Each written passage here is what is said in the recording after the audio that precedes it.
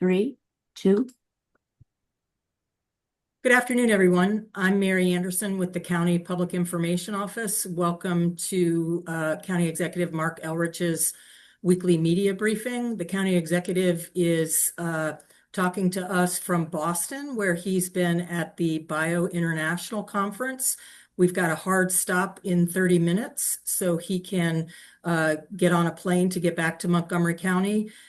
With that, I'm going to turn it over to the county executive, and we'll leave time for questions when he's finished with his prepared remarks. Thank you. So thank you. Thank you, everybody, for joining me today. Like Mary said, I'm up in Boston. I've been at the Bio International Convention, and I'm going to try to keep my comments to about 15 minutes today, so we can have some time for some questions. This is the largest biotech industry gathering in the world, and it brings together more than 37,000 people from over 20,000 organizations in 67 countries.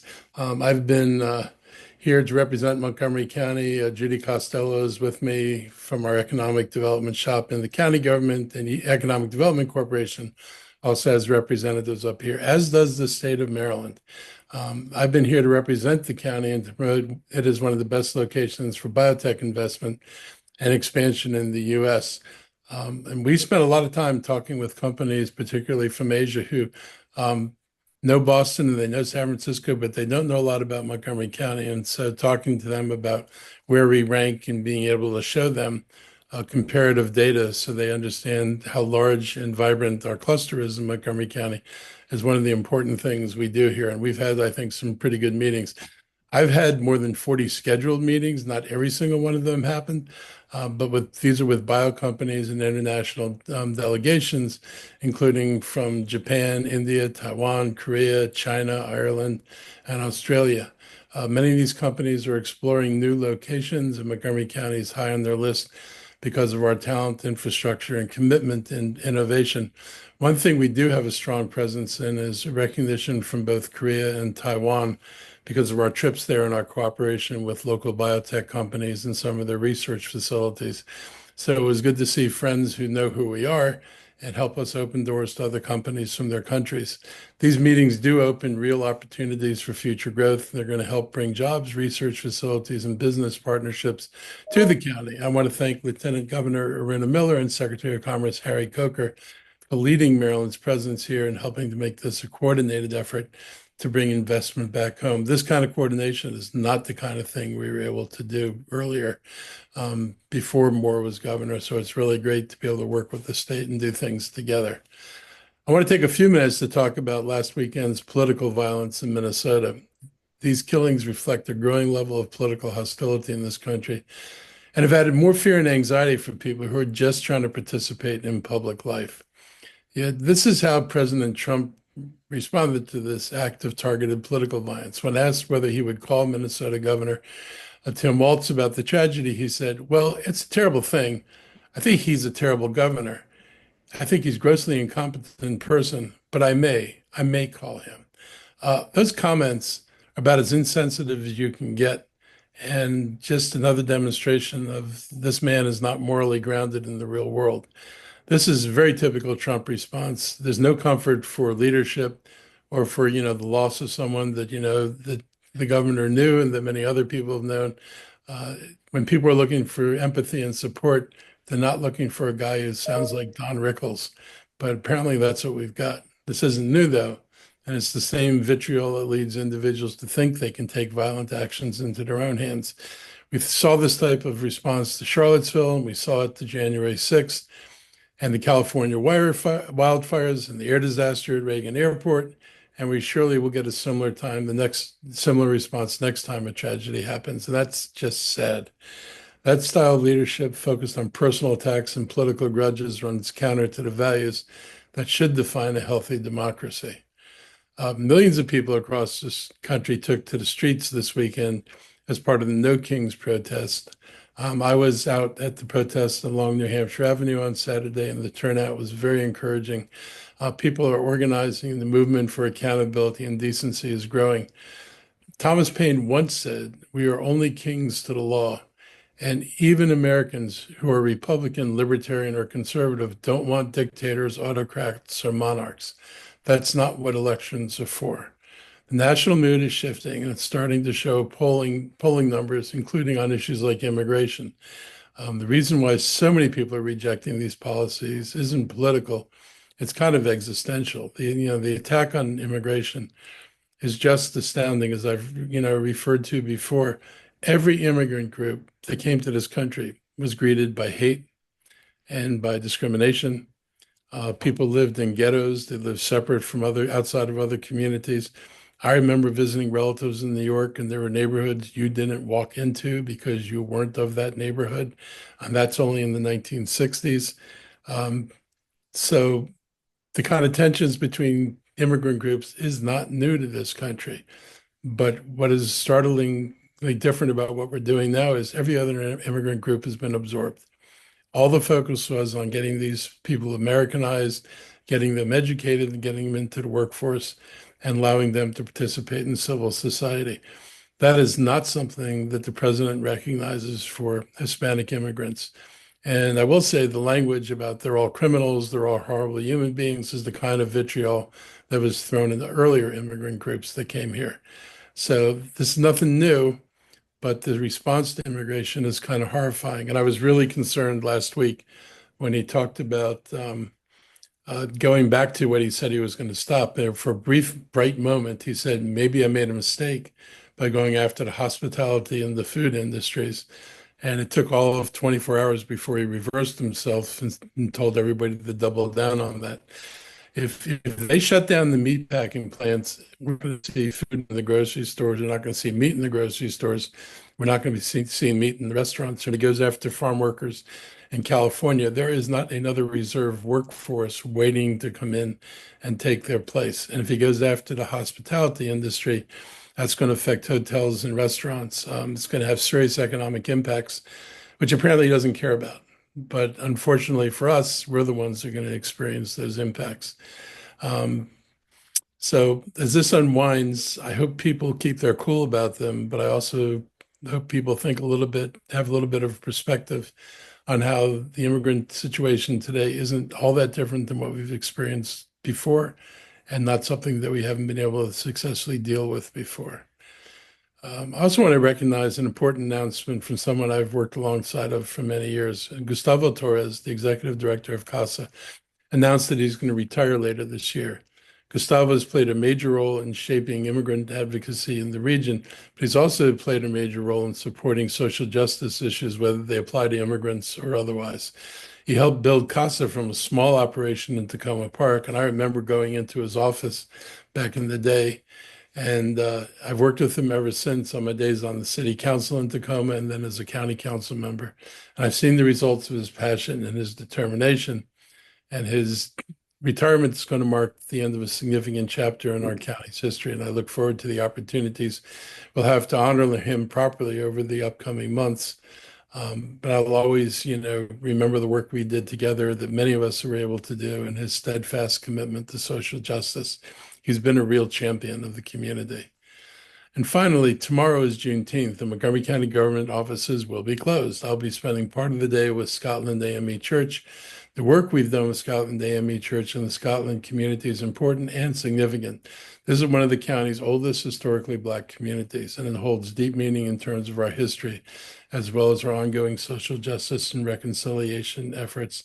Scotland community was founded after the Civil War. Black families were able to acquire land for a brief period of time in our history, and they had pretty significant land holdings. Today, Scotland's been reduced to a shadow of its former land taken, wound up being sold to or gotten by developers, land taken by park and planning, and it's really reduced the community to a shadow of its former self.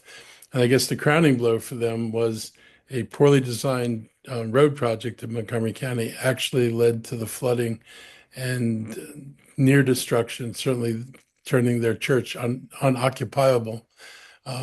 And so for the last few years, we've worked together to support the rebuilding of Scotland AME Church in order to preserve the legacy of the families that built the community and this county in the face of segregation, redlining, and exclusion.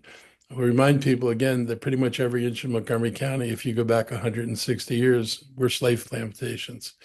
And the black population in Montgomery County actually was larger in 1870 than it is now, because the segregation in this county until 1967 largely prevented black families from renting or buying property anywhere in Montgomery County.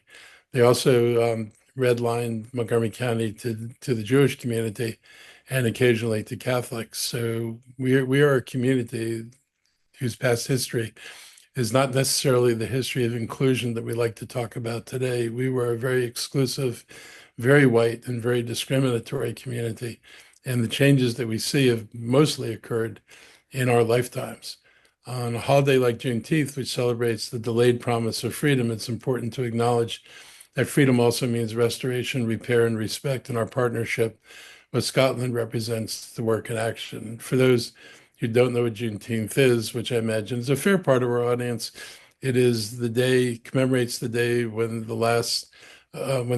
when the Union general finally effected the surrender of the remaining forces in Texas and liberated the last of the black communities and truly freed people. And for the black community, the 4th of July, if you think about it, was a pretty hollow thing. There was not much meaning for the 4th of July, and I always felt sorry for the veterans, particularly during the Vietnam War. You went over and fought for this country and defended this country and came back here and faced nothing but segregation and discrimination. And the fact that they were willing to fight for a country based on an ideal that they had never been allowed to experience says a lot about their commitment to this country. And it's high time that we reciprocate that commitment. And again, sadly, that's something which the president has no intention of doing.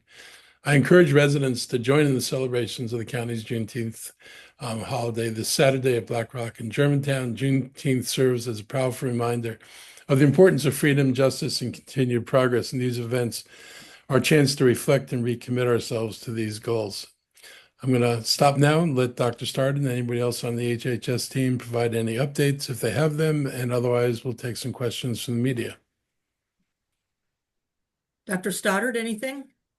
Yeah, I do. I just wanted to call out the summertime task force with the Montgomery County Police Department for their update that they provided since May 21st, when the summertime task force. And as a reminder, this is focused on making sure our roadways are safe, people eliminating driving under the influence, things of that nature.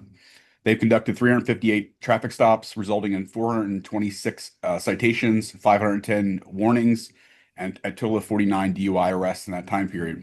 I want to thank the Montgomery County Police Department, the Montgomery County Sheriff's Office, Maryland National Capital Park and Planning Commission Police, the Maryland State Police, and the Maryland Transportation Authority for partnering on this collaborative to try and address, we've got Vision Zero priorities in Montgomery County, and this is an important part of doing increased enforcement during the summer months when we know that drinking and driving, for example, tends to increase. And so just wanted to recognize their efforts and thank the officers who are working very often overtime to try and participate in these task forces for their continued efforts. So that's all. Thank you. Thank you. Dr. Ashford? No updates from me. Thank you, Mary. All right, we'll open it up to questions from the media. If you have a question, raise your hand and I'll call on you. Lionel Donovan, go ahead. Thank you so much, Mary. Good afternoon, everyone. I just wanted to see if you might be able to talk a little bit about the Purple Line. We've talked to some businesses here in the area, especially in regards to the intersection in Silver Spring that is being shut down for construction, the intersection of Wayne Avenue and Fenton Street. Could you want to kind of speak to some of the difficulties some of the businesses have been talking about as far as trying to endure all of this construction that's being set up, all the construction going around the Purple Line, with some saying that they might actually move out of the area in order to avoid all this construction? The Purple Line is a very sad story, and the management of the Purple Line by the company that the former governor hired has been a real travesty. The state took complete control of the project, left the county with no control over any part of this project, which meant that we lost control of our ability to deal with some of the street problems that people are dealing with. What they're going to shut down is absolutely necessary. You don't have a purple line unless the tracks connect from Wayne Avenue over to Bonifant so they can go into the station. So they're going to go through the intersection of Wayne and Fenton, and there's no way of avoiding it. So there's not like there's a workaround that can be affected. I'd say the pace of work progress has been slow. The construction workers in the company often leave the road in a horrible state of repair in between their daily ventures and tearing up parts of the road. They seem to have no responsibility for restoring it to drivability. In between, like I said, I don't want to waste the precious asphalt only to tear it up again, but it's a real inconvenience for residents.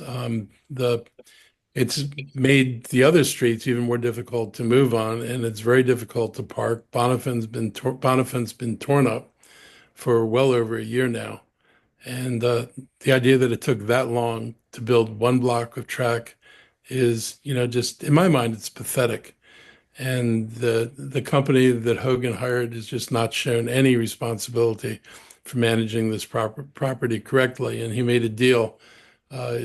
It's turned this into probably the most expensive per mile light rail system in the entire world, which is also a shame. This never should have escalated to the cost, and it never should have had the level of inconvenience. The state should never have surrendered local authority over how to control street closures and how work is conducted on our streets, but they did. And we're stuck with this, and hopefully the thing will be over as soon as we can.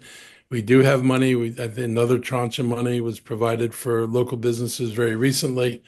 And, we're going to continue to go back to the state and ask them to help provide additional support, because if you can't park on these streets, if people don't feel safe walking around there, if it's just too noisy, too loud, and way too congested, people aren't going there to shop. They're not getting lunches and dinners like they used to, and it's really impacting the small businesses. So every complaint that people have is right, and every complaint they have is legitimate. And like them, we're waiting for the nightmare to be over. And just one follow-up question. You touched on it a little earlier. How long do you think, folks and businesses in this area will have to endure these issues while construction goes on? How long do you think this will go on for? Well, this project isn't even slated for completion till 2027 or 28 already. So I don't expect it to be in this state of disrepair, but I would be surprised if this doesn't last a few more months. It's taken a very long time just to do Wayne Avenue, and Wayne Avenue is a straight line, no curves, and no major intersection to cross would go by going through the middle of the intersection. So I'm concerned about how much longer it's going to take, but I can't tell you how much longer it's going to take now. Thank you. I appreciate it. I can get Thanks. our staff to follow up with Purple Line staff and try to get you an answer about what they're projecting. Thank you. Thanks, Lionel. Judy? Thanks, Mayor. Mr. County Executive, you've talked a lot about the butchering and the meatpacking industry. Mi And amor, te voy a dar 100,000 y dejo peso al nombre de tu hija. Can somebody Voy make a sure ir they're on a mute? It's Lionel. There we go. Sorry, Judy, go ahead. that's quite all right. Anyway, Mr. County Executive, you talked about the meatpacking and the butchering industry, the impact on all of us. I have a lot of family on the Eastern Shore, and I frequently walk down to the docks and talk to those in the crabbing industry, and they are terrified at what this will do to them. Am I correct in that Maryland could suffer drastically, the economy because Yeah. of the immigrants? Oh, absolutely. Like even Montgomery County has migrant workers. The Eastern Shore has migrant workers. The Eastern, for the agricultural industry over there, a huge portion, more than half the workforce in construction in the DC region is immigrant workers. So you could see if he goes through with this thing, you could see a major dislocation of the economy. Buildings aren't going to get built. If restaurants don't have staff, they're not going to be able to operate. It's not like there's a reserve army of people who are dying for these jobs. Um, they're not out there. And if they're not out there, those jobs don't get filled. Those businesses don't open. If you can't wash dishes and serve tables and you don't have cooks, there's no way you're going to be operating a restaurant. So if he really continues to go through with this, if he doubles down like he did the other day and said he's going to accelerate the attack on farm workers and on the hospitality industry, then I think we're in for a very difficult time. I really don't think he knows what he's doing. And, he's guided by people. The only thing they want is, how do I reduce the cost of the federal government so I can give tax breaks to billionaires? That's all this is about. It is insane to destroy a country so you can hand tax breaks to billionaires. But that's what we're doing. All about money for a few people. No public good, no public responsibility, no nothing for the rest of the human beings who occupy this country, just the really wealthy. I hope they party well with the money. And I hope everybody remembers who took the money and how they got it. Thank you. Thanks, Judy. Any other questions from the media? Ginny Bixby, Fox 5. We're good, but thank you. All right. One more chance before we sign off. Any follow-up questions? All right. I think this is a record. We got in less than 30 minutes. The county executive can get in a taxi and head to the airport and make his flight on time. Thanks, everybody, Amazing. for joining us. Thank you all for helping me. See you back in Maryland. We'll see you all next week.